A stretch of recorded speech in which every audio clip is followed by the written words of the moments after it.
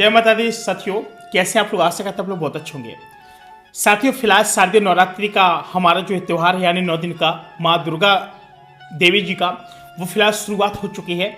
और इस समय जो भी व्यक्ति सप्तशती का जो लोग पाठ करते हैं यानी सप्तशती का जो भी व्यक्ति पाठ करता है उसकी सारी मनोकामना पूर्ण होती है। आपको बता दें कि अगर एक दिन में अगर पूरा पाठ नहीं कर पा रहा तो बिल्कुल परेशान ना हो पहले दिन, लेकिन आपको 4 पाठ करना बहुत ज़्यादा कंपलसरी माना गया है।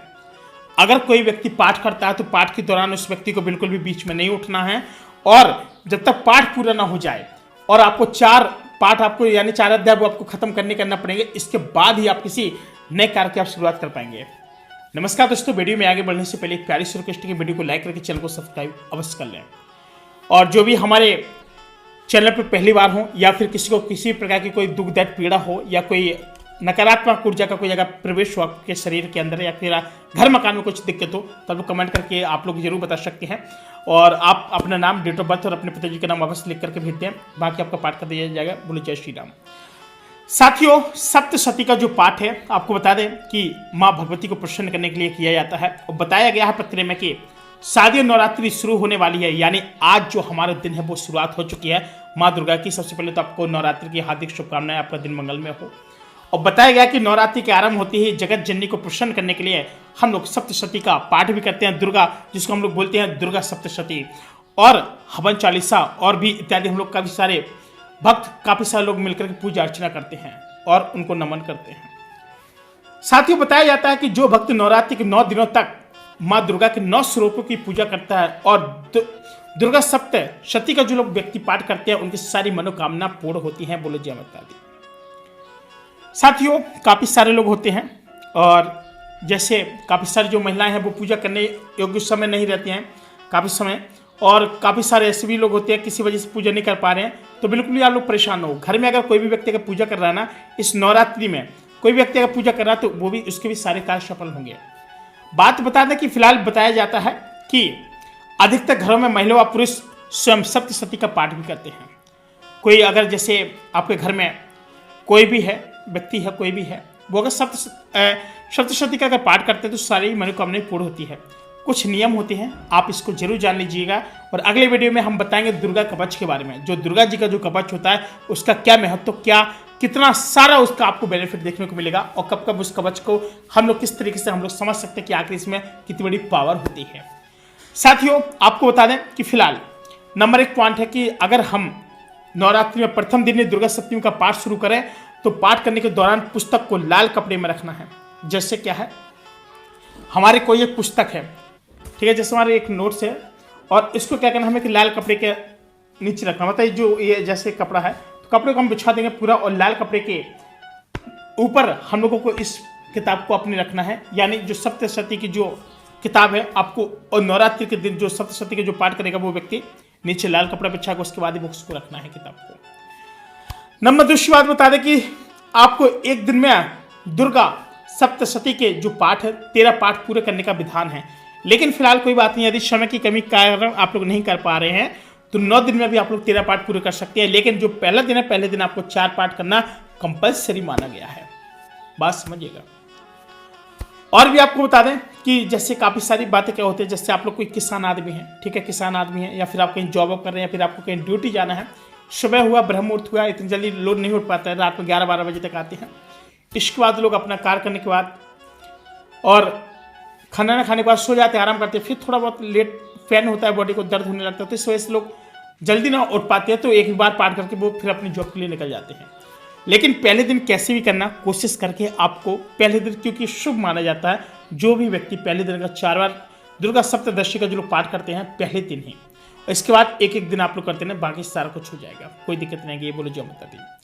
साथियों, बताया गया है कि किसी भी अध्याय का पाठ करते समय आपको बीच में नहीं उठना है और अध्याय को पूरा करें तभी उठें, नहीं तो आपकी पूजा पूरी नहीं मानी जाएगी और माँ भगवती उसे स्वीकार नहीं करती हैं। इसलिए हम जब भी कोई भी पाठ करें तो हमको क्या करना है, अपना आसन लगाना है। आसन लगाने के साथ साथ बिल्कुल भी आपको उठना नहीं है। जब आपने हाथ जोड़ लिया, माँ दुर्गा जी का आप लोग स्मरण करें, इसके बाद ही अपने पाठ की शुरुआत करें और पाठ जब तक करें जब तक आपका पाठ पूरा ना हो जाए और तभी आप लोग उठें। बात समझिएगा। बोलो जय माता। यदि नवरात्रि के प्रत्येक दिन दुर्गा सप्तदशी का पाठ करते हैं, यदि नवरात्रि के प्रत्येक दिन अगर आप दुर्गा सप्तदशी का अगर आप लोग पाठ कर रहे हैं, तो ये आपको बता दें कि पहली बार में चतुर्थ अध्याय पूरा आपको करना ही पड़ेगा। इसके बाद ही आप पुनः हाथ पांव धोकर के अध्याय आगे बढ़ाएं। इस वाले पॉइंट को नोट कर लीजिएगा बड़े ध्यान से। यदि नवरात्रि के प्रत्येक दिन दुर्गा सप्तमी का पाठ करते हैं, दुर्गा सप्तमी का अगर आप पाठ प्रत्येक दिन कर रहे हैं, तो आपको बता दें कि पहली बार में चतुर्थ अध्याय पूरा करने के बाद ही उठे, फिर पुनः हाथ पांव धोकर के अध्याय आगे बढ़ाना है। बात समझ रहे हैं? आपको बता दें कि पाठ के दौरान गति ना ही बहुत तेज होनी चाहिए, ना ही बहुत स्लो होनी चाहिए। शब्दों का उच्चारण स्पष्ट करें और लय में होना चाहिए, क्योंकि मां भगवती खुद इस पाठ को बैठ करके सुनती हैं। आप बात समझ रहे हैं? तो आपको बिल्कुल दिल साफ होना चाहिए, बिल्कुल दिल साफ होना चाहिए बढ़िया तरह, क्योंकि मां दुर्गा खुद वहां पर प्रकट होकर के आपकी बात को सुनते हैं। और जो भी व्यक्ति दुर्गा सप्तदशी का जो लोग पाठ करते हैं, उनकी सारी मनोकामना पूर्ण होती है। आपको बता दें कि फिलहाल अभी पाठ के दौरान जो लोग भी व्यक्ति बहुत ज्यादा तेज आवाज में बोलते हैं, बहुत स्लो बोलते हैं, तो ऐसे नहीं करना है। नॉर्मल तरीके से आपको पढ़ना है, जैसे आप लोग पढ़ते हैं ना हनुमान चालीसा, जय हनुमान ज्ञान गुण सागर, इस तरीके से आपको वैसे पढ़ना है। ठीक है, ये आपकी क्या है, दुर्गा सप्तदशी का आपको पाठ पढ़ना है। बात समझिएगा।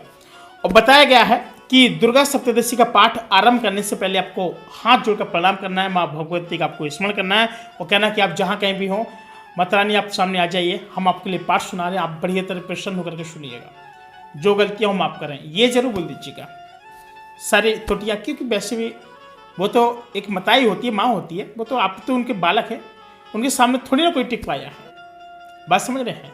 और फिर आप लोग बालक है तो माँ तो इतना क्षमा कर ही देती है। अच्छे लोग उनके सामने टिक पाते हैं, लेकिन अपने बालकों के लिए, अपने बच्चों के लिए तो माँ हमेशा खुश रहती है। और वही माँ है जो अगर आप सप्तदशी का पाठ करते हैं तो बड़े प्रेम पूर्वक सुनती हैं। इसलिए बताया गया कि आप आराम आराम पढ़ें। कोई गलती हो जा रही है तो इनसे बोल देना कि जो गलती हो माफ करें, पाठ पढ़ने से पहले कोई दिक्कत नहीं है, सारी आपकी क्षमा याचना पूरी हो जाएगी। साथियों, बताया गया है कि दुर्गा सप्तमी का पाठ करने वाले मांस, मदिरा, लहसुन, प्याज का सेवन किसी भी हाल में नहीं करना चाहिए। जो भी व्यक्ति सप्तदशी का जो पाठ करेगा, ना तो वो मांस मदिरा कर पाएगा और ना ही लहसुन प्याज खा पाएगा, किसी भी हाल में नहीं करना चाहिए। आप बात समझ रहे हैं? ये जो दुर्गा सप्तदशी का जो पाठ है, बड़ा जबरदस्त माना जाता है। बात समझिए, इस पर रोक है। और पत्र में ये भी बताया गया है कि आपको माता रानी को ध्यान में रखते ही आपको पाठ का आरंभ करना है, सारे कार्य आपके सफल होंगे। और बताया गया है कि मान्यता के मुताबिक दुर्गा सप्तमी का पाठ करने से सभी तरह के अधूरे फल की भी प्राप्ति होती है। जो आपको फल ना भी मिलने की इच्छा हो, वो भी आपको पूर्ण रूप से मिल जाती है। बोलो जय माता दी। साथियों, आपसे प्यारी सी रिक्वेस्ट है कि अगर आपको कोई जानकारी पसंद आई हो तो प्लीज वीडियो को लाइक से सब्सक्राइब जरूर करें और अधिक से अधिक वीडियो को शेयर करें। बोलो जय श्री राम, जय माता दी।